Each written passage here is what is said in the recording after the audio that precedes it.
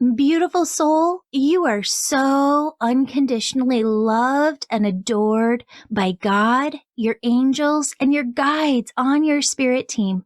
They want you to know how proud they are of you. You are perfect just the way you are.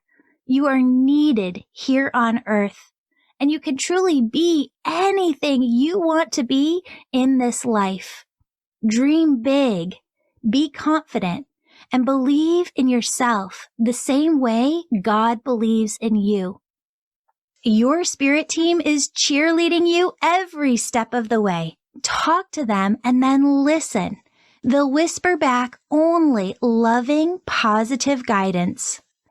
Friends, your angels have 31 more recorded messages for you, just like this one. And I'm giving them to you for free when you sign up for my angel newsletter on the top of theangelmedium.com. If you love this podcast, support us with a purchase or donation on theangelmedium.com. Leave a 5-star positive review and support us on the socials at Angel Podcast. Check the show notes for details and this month's drawing winner. Hello, beautiful souls. Welcome back to the Intuitive Kids podcast. I'm your host and author, Julie Jancius.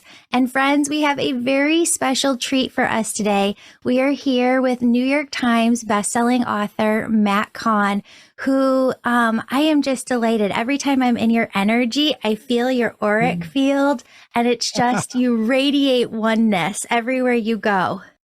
Thank you. I so appreciate it. It's an honor to be here. Thank you. So Matt, in one of your books that's more geared towards adults, you talk about childhood, and you talk about how you really, with your relationship with your mother, your mom wanted you to be something that you weren't, maybe like fit you into a box. She wanted you to act a certain way or be a certain way.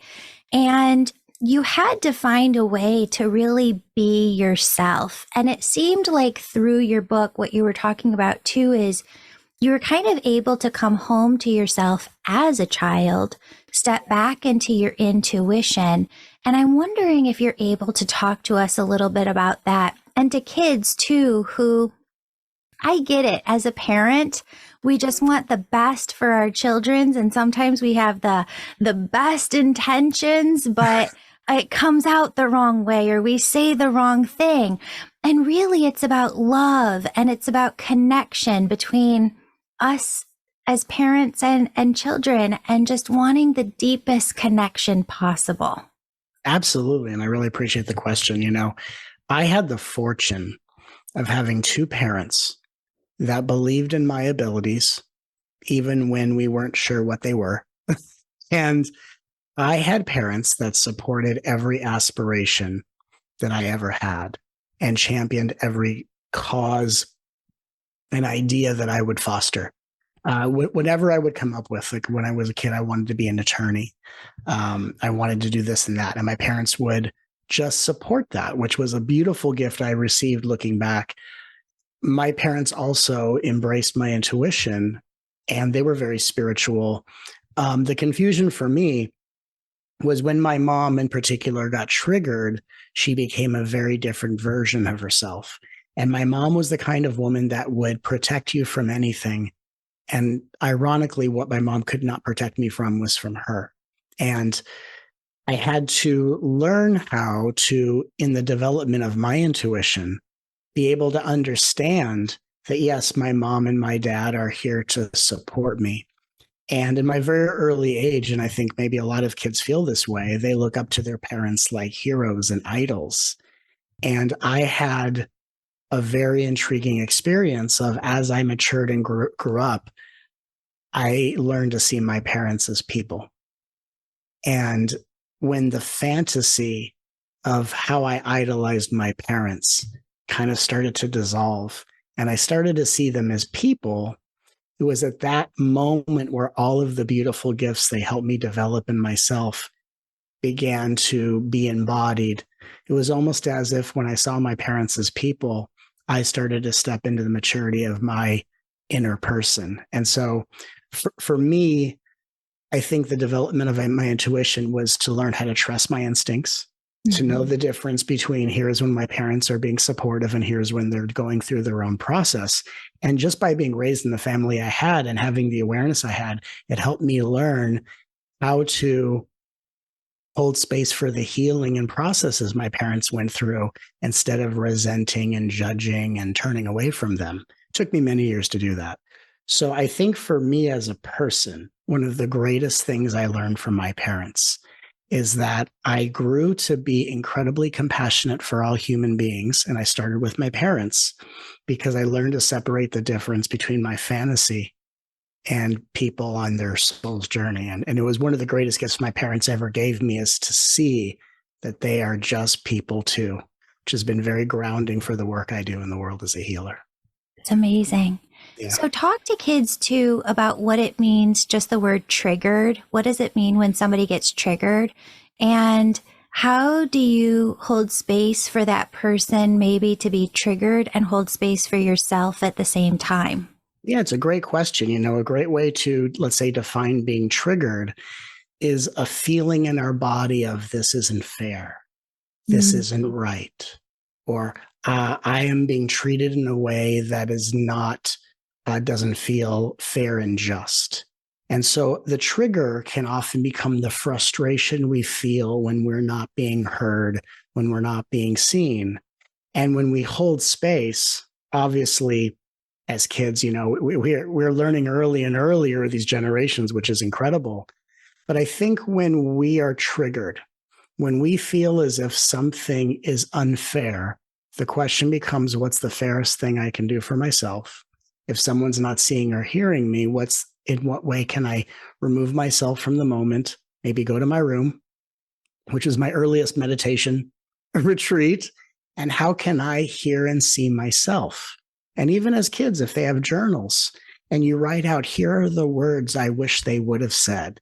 And can we read those words to our own heart so that instead of feeling frustrated or unjust, as in, until they tell me the words I want to hear, I'm going to be frustrated and angry and heartbroken. What if instead the words they don't say to me, I say to my own heart? And to see what happens when we do that. Yeah, I love that. Yeah. Because discernment is a big key within spirituality, discerning between two different things. And I think when it comes to this topic, there is discernment between, okay, when is my parent really being triggered and where are they really trying to protect me? Because if my child, we live on a busy street. So if my child is going to run near the street and is going to be in danger of being hit by a car, I'm going to scream as a parent. I'm going to yell. I'm going to do everything I can to get that child back to safety. Where can kids use their intuition, use discernment to understand when parents are trying to be protective of their safety and when there is a trigger? It's a great distinction and a question to ask. I think when there's a trigger, I think that someone like a parent is trying to have the final word, is trying to win an argument, is trying to dominate and be the one that closes the case on any discussion. I think when it's from a space of safety, it may feel like anger, but it comes with an action step. Don't go there. Watch out for traffic. So I think, and again, it takes a great level of maturity. And I'm incredibly proud of children developing that maturity from an early age. So we just have to kind of let it into our system. And I think there's a difference between noticing a parent blowing off steam, let's say, and their words may be harsh, but is there an action step? Is there something I'm being told to do? And is it possible that that's trying to be helpful, even though maybe coming packaged in a way that I wish was spoken to me differently? Because, of course, if you're a kid wandering into oncoming traffic, a parent needs to intervene immediately. And unfortunately, won't always speak in the most peaceful words, right? So I think the difference is, am I just witnessing anger like the eruption of a volcano? Or is there a direct action step that perhaps this parent is trying to guide me in a way that I can't quite see and perceive yet? 100%. And so as my family has kind of gone through this journey of coming up together spiritually, and us as parents trying to do things differently than our parents did. That's right. We just went on a vacation to Florida for 4 days. Ooh. Yeah, it was so much fun. And we brought my daughter's little friend. She's 11. And it was interesting because we all, as human beings, I think there's a lot of misconceptions out there. Yes. And some misconceptions are to be spiritual, to be completely healthy person, that you're not supposed to go through any moods, that you're just supposed to be peaceful and loving all the time. But we all mood shift, right? We all go through mood shifts where we're happy and joyful, and then we're maybe frustrated or sad or down or lonely. When you look at this as a family unit, you can hold space for one another to go through those mood shifts without it having to be a big deal, right? I think just in the same way that we learn to appreciate the differences of season changes. Yeah. We all go through mood changes. And it's not always summer. It's not always springtime. Sometimes things fall, and sometimes it's icy cold in the winter on an emotional level. And I think what is interesting is that there's an equal opportunity for children to cut their parents or give them some space and grace, because I remember as a child having glimpses of the amount of pressure my parents were under just to give me a life and not to give me the impression of how barely scraping by we were on a financial level. And so equally, we were talking earlier about giving directions to children. Sometimes it comes in a very passionate way, let's say. I think what's interesting for parents is if we can start giving directions. I'm not going to tell a parent to not, always be compassionate, because every moment is what it needs to be. But when we are instructing children with a direction, if we can remember to give a reason why. Because I think that's how we all learn in life. That's how I learn, whether it's learning how to channel, which the universe taught me, or how to cook. Everything I've ever been taught, I've either been told or I've asked why. And as long as I know why, I learn. And I think it's very important that parents temper their emotional state by saying, here's what I'm telling you to do, and here's why. And then at the same time, children begin to see the difference between their fantasy of a superhero parent and that parents are people too. And when we bring those two aspects together, we learn that there are all seasons in the world. There is never a calendar year where we have one season and not the other three. And I think the importance is that as a family unit, we are all oscillating in different seasons of emotions. And the important thing is how we respect and support each other through our experiences. Okay, last question for today. Yeah. Wondering, when it comes to kids developing their intuition, because you are a master at this, what steps would you give children to develop their intuition? And how will kids know when they've really developed their intuition as much as they can for that time? So I will share with you a practice my parents taught me when I was a kid of how to develop my intuition. Believe it or not, my parents gave me a technique, and I used it, and I did it for a little bit, and it really, really helped. Because my parents studied spirituality, could tell me a lot of one-liners, and then I became their teacher later in life. So here was the technique my parents taught me, and it's so cool. So you take a deck of playing cards, right? That you'd play cards. Half the deck is black and half is red. You shuffle the deck face down. You take one card, eyes closed, facing away from you, of course, and you press it against your forehead or hold it on your heart. And you simply feel, is this a black card or a red card and put it in a pile and go through the whole deck until you have half of each. And then check your math to see how close you got. And so that's one process. The other process is you can do one card, hold it to your third eye or your heart chakra facing away from you and feel, is it black or red? Then check, was I right? If I was, where did I get the signal? What told me the answer? And so we start to clarify the intuitive filters. And even when we're right, where did it come from? When it was wrong, where did that come from? Where's the difference? Yeah. And kids might say, oh, when it's wrong, it was more of a thought or an idea. And when it was right, it was like a silent inner knowing. And then we start to pay more attention to certain currents of information to become receivers of higher guidance. I love that. That's amazing. That's how I was taught. I love it. Sometimes people ask, like, well, how do I know that I've developed my intuition to the max? What would you tell them? I'll give you the funniest answer. This is the funniest answer, and I said it on stage once to a lot of people. And I said, the difference between intuition and imagination is accuracy.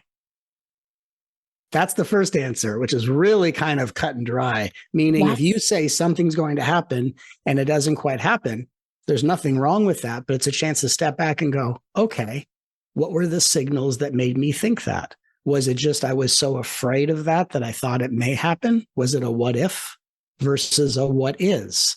Another way we can look at the difference between intuition and imagination is a lot of times imagination, when it cloaks as intuition, it has this ultimatum energy. Do this or else. And it's very fear-based, or I'm going to miss out on this, or this won't happen. Very superstitious, very scary, fear-based. And the intuition doesn't do that at all. It's this little voice that says, check this out. Yeah.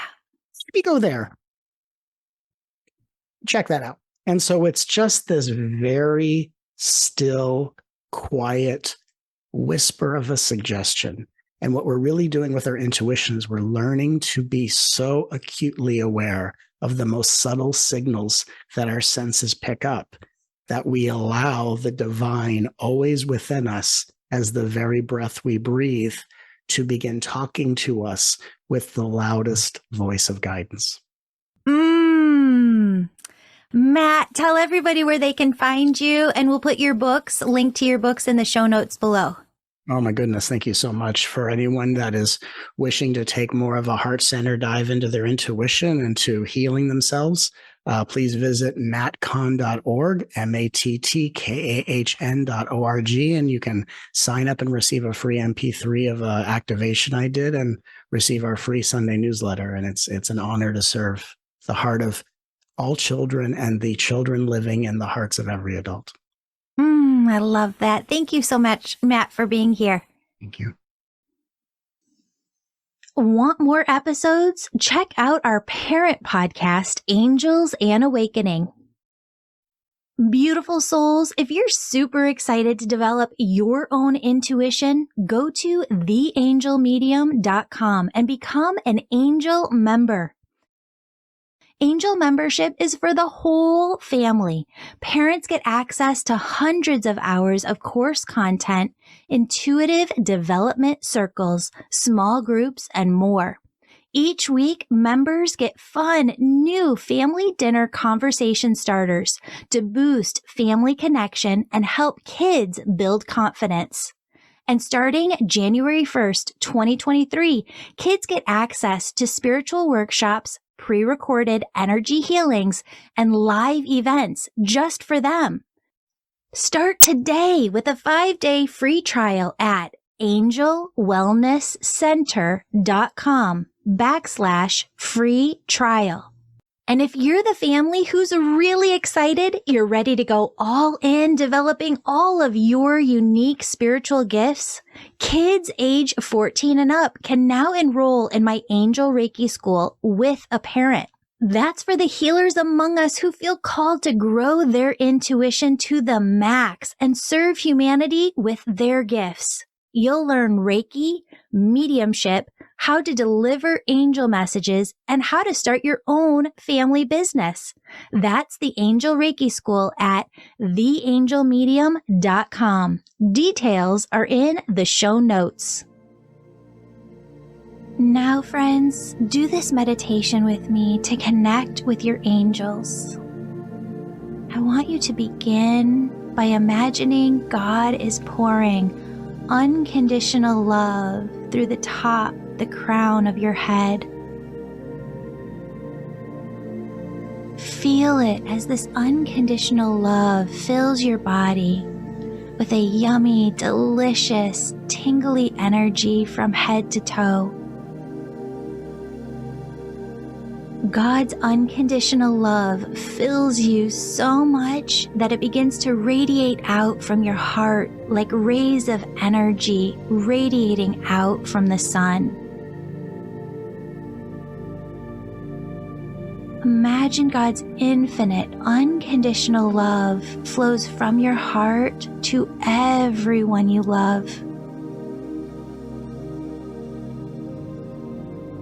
Imagine this love flowing to every person in your school. Imagine God's unconditional love going to every person in the entire world.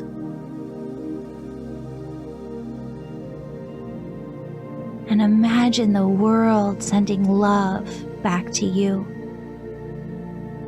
Your angels remind you, friends, that they're always looking out for you, guiding you, directing you, and protecting you. Friends, talk to God and your angels all day long, and then tune into your heart to hear the positive, loving messages they whisper back just for you.